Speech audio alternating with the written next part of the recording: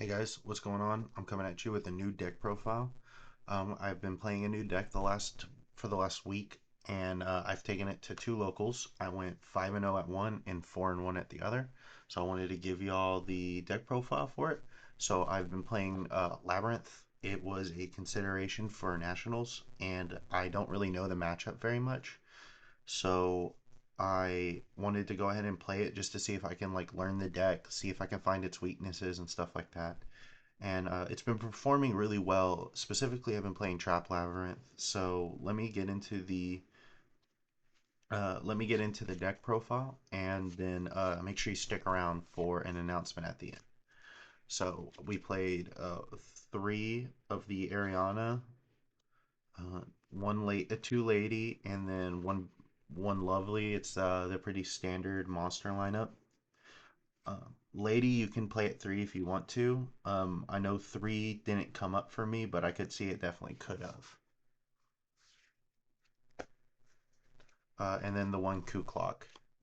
And then last, for the labyrinth spell and traps, we had the field spell, two welcome and three big welcome. This is the pretty standard lineup. Use this for the mirror as well as some other random outs. Uh, Other decks, you have welcome labyrinth. Can just recycle itself, so you don't really need three. And then the three big welcome. And then for the regular traps, the normal traps, I played the two Karma Cannon. The two is for the cash matchup, as well as it's one of the best normal traps you can play, since it also lets you play through your own skill drain. One Dogmatica Punishment, one Terrors of the Overroot. It's like the main way to out like problematic spells and traps and problematic monsters that float. So you can out a lot of them with this, and then the one Eradicator Epidemic Virus. I've won a lot of games off of the back of this card. It's very broken. And then for the Floodgates, we played three goes in match and three skill drain. Uh, these are skill. I'm not great at playing under my own skill drain, so but it did win me a lot of games, and goes in match won me a lot of games. So yeah, they're floodgates. Floodgates are strong. As you might have noticed, I am playing the Trap Labyrinth, not the furniture. And then three strikes for just problematic cards like hand traps, like Bell, Ash, as well as it helps you out fields because you can flip goes in, and then if they chain, say Baron to negate, you can chain the strike, and it just clears their field. And then the next cards I played three Fenrir. I know this kind of clashes with the trap version, but I had bought three Fenrir and I hadn't got to use them yet because I've been playing plants a lot and plants can't play this card. So I was like, you know what, I'm gonna put this in. Um, I'm gonna put this in just because I want to play it, and it was pretty good in all the matches I played with it. If I saw it, it helped a lot. And then three prosperities. Uh, this kind of just came with the deck. You can play the other one, but the reason I played this for a specific reason, and that reason is I played Super Poly in the main, and you can't play the other pot if you're maining Super Poly because it just makes Super Poly so much worse. So I decided to go with Prosperities, and I only had one Chaos Angel, so I didn't want to buy more. Um, so yeah, Super Poly was really good. It was dead sometimes, but overall, it helped me break a lot of boards. No one really saw it coming in the main deck. Um, yeah, and I used it defensively a lot. And then the last four cards were three Ash Blossom uh, and a Called by the Grave. Called by the Grave is really strong in this deck because it outs a lot of the cards that are problematic. So like some of the problematic cards for this deck are ones that have like graveyard effects. So Called by helps solve a lot of those. And then we'll move on to the extra deck real quick. So for the extra deck for the Link monsters, I played Underworld Goddess. I never made it, but it isn't out to towers, so I think if you have the space, you should just play it. I played the two Nightmares, Cerberus and Phoenix. I made Phoenix once. I usually banish Cerberus for Pot of Prosperities. But yeah, it's a fiend, so that's kind of why you play it. And then I play the Muttcracker and Azalea. Yeah, I made these a bunch. So Muttcracker just helps you win games. It also lets you like recycle Chaos Angel, and Azalea is just a problem solver. I think this is the most made card in my extra deck, honestly. Definitely worth picking her up. If you're playing the Bestials, just two Bestials into Azalea and then pop a problem card. And then the last one is uh, the Tri Brigade guy to send. This card was really clutch because of his attack. It allowed me to out like Superconductor Tyranno and a couple other cards that were just too big for me to normally out. And then I played one Synchro monster, obviously the Chaos Angel. Um, the one Baguska for when shit hits the fan. Never made it, but it can help. Like you have this space, you might as well just play it. And then my super poly targets were Starving Venom, Borreload Furious, Mud Dragon, and two Garua. So the two Garua is important because you play the card that sends it. Since you play this, you want to be able to send Garua, and you also want it as a super poly target, so you need two.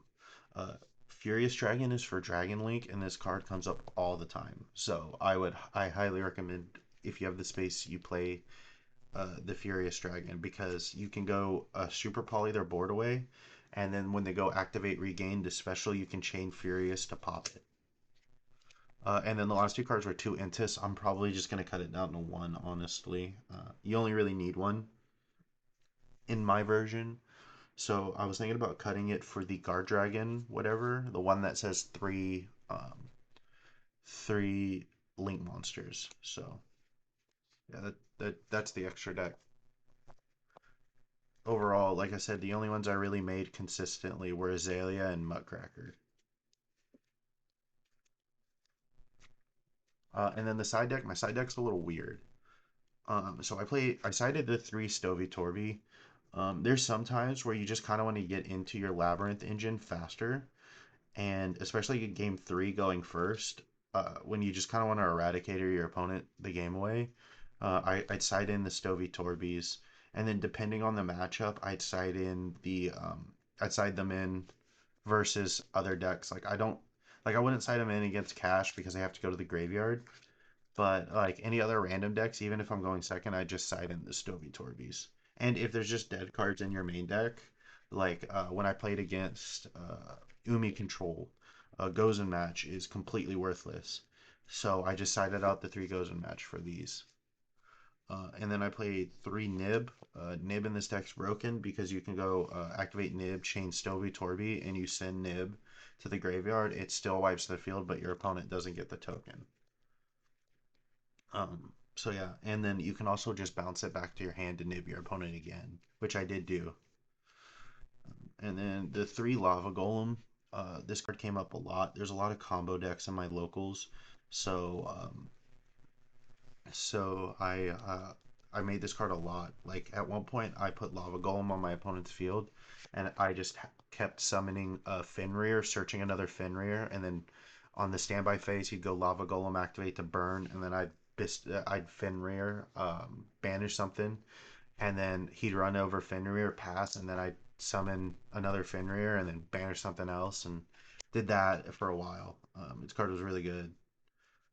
And then I'm thinking about swapping it out for sphere modes though.